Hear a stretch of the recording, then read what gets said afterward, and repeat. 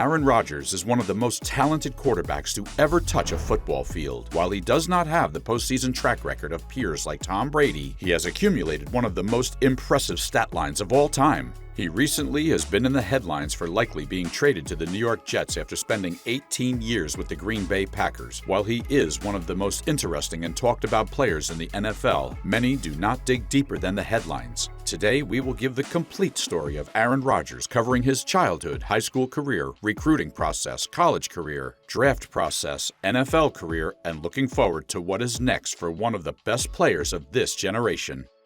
Aaron Rodgers was the middle child of Edward and Darla Rodgers. He was born on December 2, 1983 in his hometown of Chico, California. His dad spent some time playing offensive lineman for a semi-pro team in California. After this, he transitioned into being a chiropractor. Aaron found his love for the game by hearing about his dad's career and watching the hometown San Francisco 49ers. During this time, the 49ers were in their heyday with Joe Montana at quarterback. Montana was Rodgers' hero growing up, and he would draw up plays while watching him play growing up. His mom worked as a reporter for the Chico Enterprise-Record newspaper. Rodgers' older brother Luke also has a career in football, working as a college football commentator. The final member of the Rodgers family, Jordan, followed in Aaron's footsteps. He played quarterback at Vanderbilt through college and spent 2 years as the team starter. In his time with the Commodores, he threw for 4,063 yards, 24 touchdowns, and 15 interceptions. Along with this, he went on to spend some time in the NFL, playing for the Jacksonville Jaguars, Tampa Bay Buccaneers, and Miami Dolphins practice squads. He also got national attention for being the season 12 winner on The Bachelorette.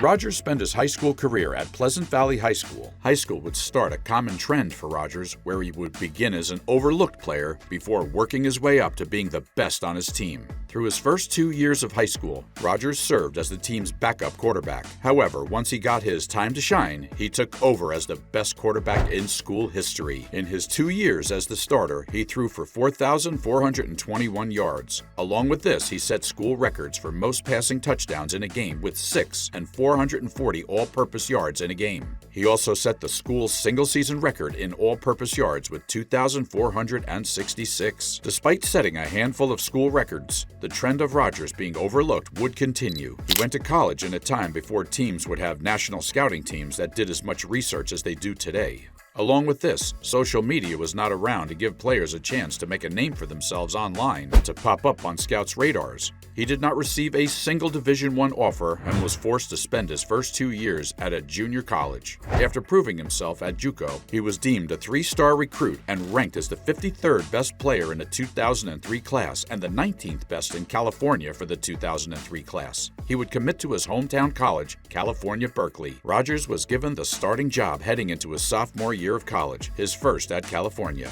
In this season, he completed 215 of his 349 passing attempts for 2,903 yards, 19 touchdowns, and 5 interceptions. He ranked second in his conference in completion percentage, 6th in passing yards, and 5th in passing touchdowns. He would follow up this impressive first-year campaign with a very efficient junior year season. He finished the year with a completion percentage of 66.1%, 2,566 yards passing, 24 touchdowns, and 8 interceptions. He ranked first in the Pac-10 for completion percentage, 4th in passing yards, and 4th in passing touchdowns. At this time, California ran a very balanced offense due to the team having an elite backfield. The team featured 2 running backs, J.J. Arrington and Marshawn Lynch, who were both elite backs.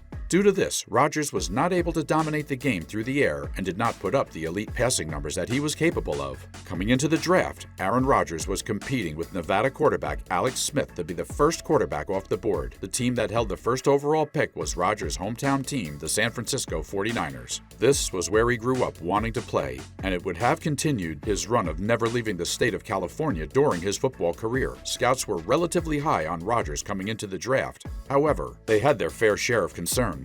Some of these were his size. They believed he was simply a system quarterback in college, and California's coach at the time had never been able to produce a quarterback that had their game translate well to the NFL. Many scouts around the league believed that Smith was a better athlete and would end up faring much better in the NFL.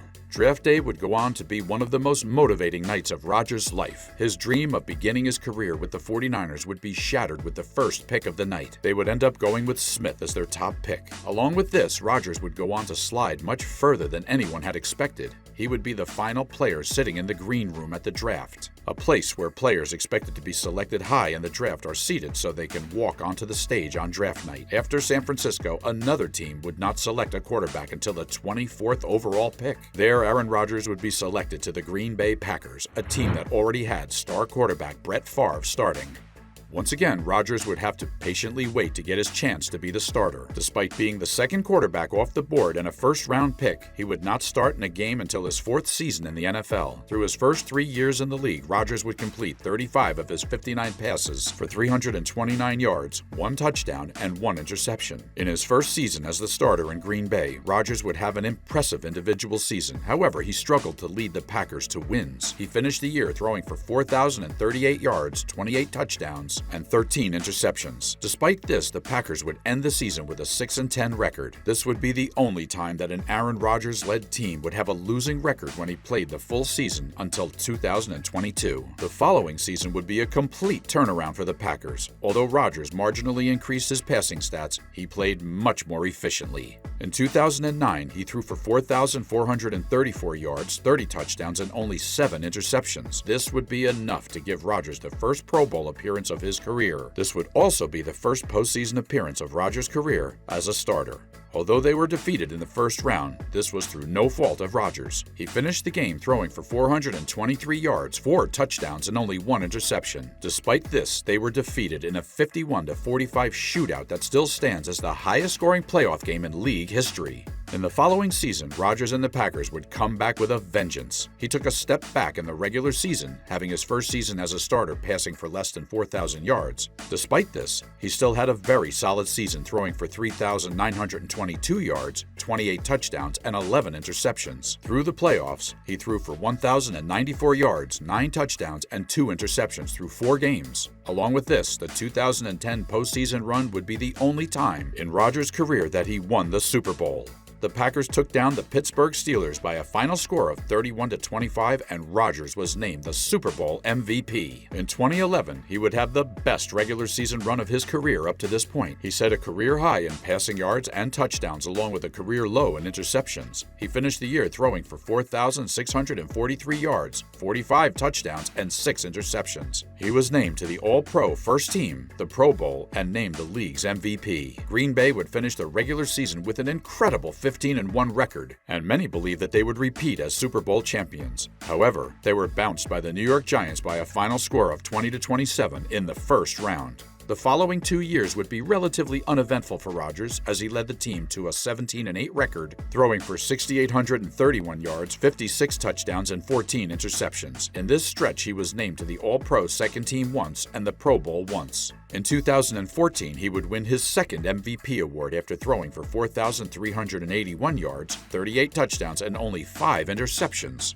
Along with winning the MVP, he was also named to the All-Pro First Team and the Pro Bowl. In the postseason, they were defeated in the NFC Championship by the Seattle Seahawks in an overtime game by a final score of 22-28. Through the postseason, Rodgers threw for 494 yards, 4 touchdowns, and 2 interceptions. The following 5 seasons were more of the same for Rodgers and the Packers. He put together some great years, and the Packers were a talented team. However, they did not have what it took to make a Super Bowl run. Through this stretch, the Packers had a record of 43-27-1. Rodgers threw for 18,368 yards, 138 touchdowns, and 27 interceptions. He was also named to the Pro Bowl 4 times. In the next 2 years, Rodgers would have a career resurgence in which he won back-to-back MVPs at the age of 37 and 38. In this time, the Packers had a record of 26-6, and Rodgers threw for 8,414 yards, 85 touchdowns, and only 9 interceptions.